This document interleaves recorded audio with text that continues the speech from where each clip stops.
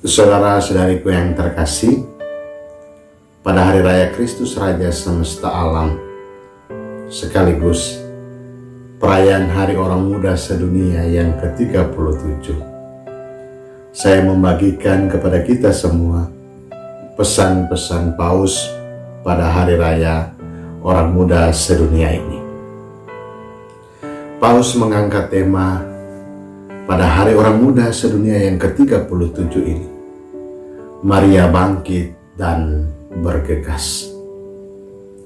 Melalui tema ini, Paus Fransiskus mengajak kita semua untuk berjalan bersama Bunda Maria dari Nazaret yang segera setelah mendengar kabar sukacita, bangkit dan bergegas untuk pergi dan membantu Elizabeth saudaranya. Setelah mendengar kabar sukacita, Maria bisa saja berfokus dengan dirinya sendiri pada kekhawatiran serta ketakutannya sendiri, terutama karena situasi yang ia alami. Namun sebaliknya, ia justru mempercayakan diri sepenuhnya kepada Tuhan. Pikirannya beralih ke Elizabeth. Dia bangkit dan pergi menuju cahaya matahari, di mana terdapat kehidupan dan dinamika dunia. Meskipun pesan menakjubkan dari malaikat telah menyebabkan perubahan yang besar dalam rencana hidupnya, Maria muda tidak membiarkan dirinya lumpuh, karena di dalamnya ada Yesus, sumber kebangkitan dan hidup baru. Saudara-saudariku yang terkasih, mengalami kehadiran Kristus yang bangkit dalam hidup kita sendiri, bertemu dengannya secara nyata, adalah suatu sukacita rohani yang besar, sebuah ledakan cahaya yang tidak dapat membuat siapapun tinggal diam. Maria segera bangkit dan bersegera untuk membawa kabar itu kepada orang lain, untuk menjadi saksi sukacita perjumpaan tersebut. Bunda Tuhan adalah teladan bagi kaum muda yang sedang berdinamika, bergerak, yang menolak diam berdiri di depan cermin untuk merenungi citra mereka sendiri atau terjebak dalam perangkap. Fokus Maria selalu diarahkan keluar dari dirinya. Dia adalah wanita Paskah yang mau keluar dari dirinya sendiri menuju ke arah yang besar, yakni Tuhan dan orang-orang lain, saudara-saudarinya, terutama mereka yang paling membutuhkan, seperti sepupunya Elizabeth. Saudaraku yang terkasih, Santo Ambrosius dari Milan dalam tafsirannya tentang Injil Lukas menulis seperti ini: Maria pergi dengan tergesa-gesa menuju pegunungan, karena ia bersukacita dalam janji dan berusaha melayani orang lain dengan antusiasme yang lahir dari sukacitanya. Kasih karunia Roh Kudus tidak melibatkan keterlambatan. Dengan demikian, ketergesaan Maria merupakan suatu tanda keinginannya untuk melayani, mengungkapkan sukacitanya, untuk menanggapi kasih karunia Roh Kudus tanpa ragu-ragu. Maria termotivasi oleh sepupunya yang sudah lanjut usia. Dia tidak menahan dirinya atau bersikap acuh tak acuh. Dia lebih memikirkan orang lain daripada dirinya sendiri. Lalu pertanyaannya, bagaimana reaksi kita terhadap segala kebutuhan yang kita lihat di sekitar kita? Apakah saya segera memikirkan sebuah alasan untuk tidak terlibat? Atau apakah saya menunjukkan minat dan kesediaan untuk membantu? Tentu kita tidak mampu menyelesaikan semua persoalan, tetapi kita mulai dengan hal-hal yang ada di sekitar kita. Mereka pernah bertanya kepada Bunda Teresa, apa yang kamu lakukan itu seperti setetes air di lautan. Lalu Bunda Teresa menjawab, kalau saya tidak memberikan itu, atau memberikan yang sedikit tadi seperti setetes air, maka lautan yang luas itu kekurangan satu tetes. Hal ini mau menegaskan bahwa sekecil dan sesederhana apapun yang kita lakukan akan memberi dampak. Mungkin bagi orang ini tidak, tetapi bagi orang lain sungguh-sungguh bernilai atau berdampak. Saudaraku yang terkasih, ketika dihadapkan pada kebutuhan yang konkret dan mendesak, kita perlu bertindak dengan cepat. Dan betapa banyak orang di dunia yang menantikan kunjungan dari seseorang yang peduli terhadap mereka. Betapa banyak orang lanjut usia, orang yang dipenjara, orang sakit, dan para pengungsi yang membutuhkan tatapan penuh belas kasih, kunjungan dari kita, dari saudara atau saudari yang menembus tembok ketidakpedulian. Mari kita bertanya, ketergesan apa yang menggerakkan kita? Apa yang mendesak kita untuk bergerak supaya tidak diam saja?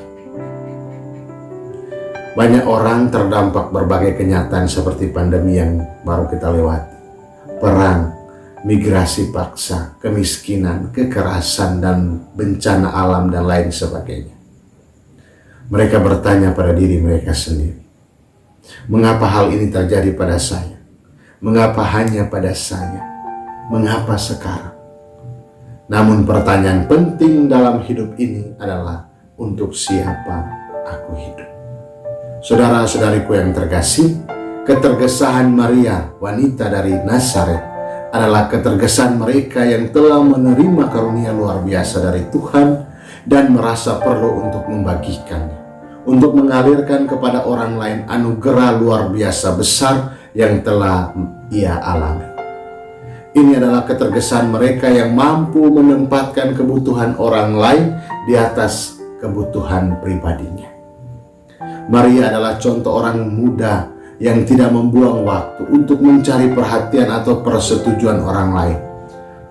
Seperti yang sering terjadi pada saat ini, orang menunggu atau menyukai tombol like, subscribe, follow di media-media sosial kita. Dia berangkat untuk menemukan hubungan yang paling tulus, hubungan yang berasal dari perjumpaan, berbagi, cinta, dan pelayanan.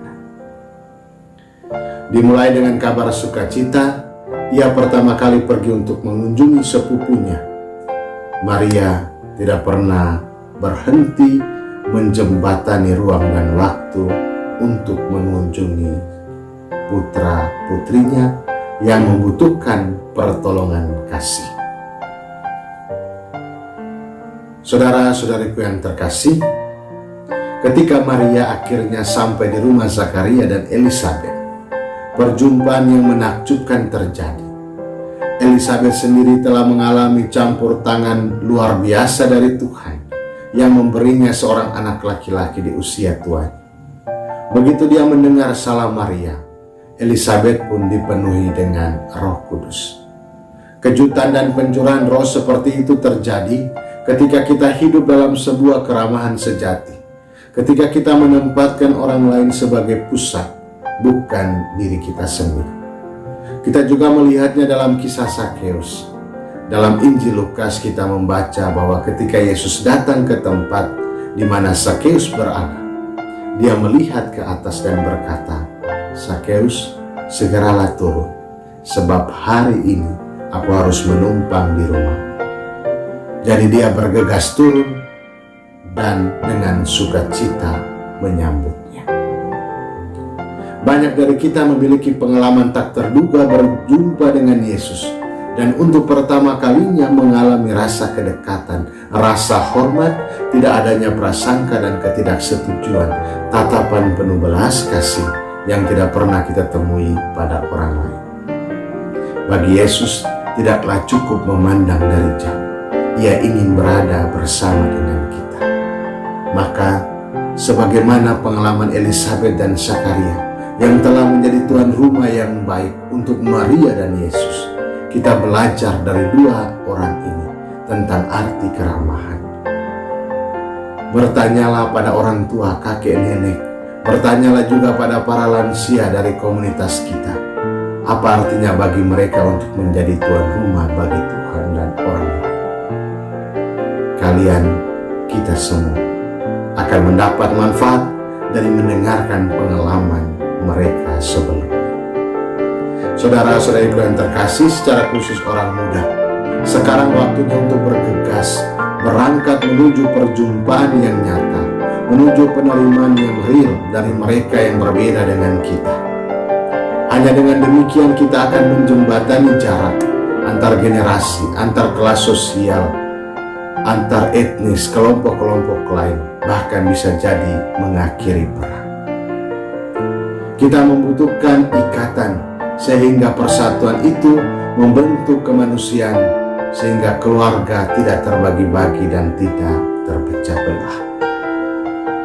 Pesan Paus secara khusus untuk orang muda, bahwa pesan agung yang dibawakan oleh gereja adalah Yesus. Ya, Yesus sendiri dengan cintanya yang tak terbatas untuk kita masing-masing, penyelamatannya dan hidup baru yang Ia berikan kepada kita. Maria adalah teladan kita. Dia menunjukkan pada kita bagaimana cara menyambut hadiah besar ini dalam hidup kita dan membagikannya kepada orang lain. Dan dengan demikian membawa Kristus, membawa cintanya yang penuh kasih dari pelayanannya yang murah hati pada umat manusia yang menderita.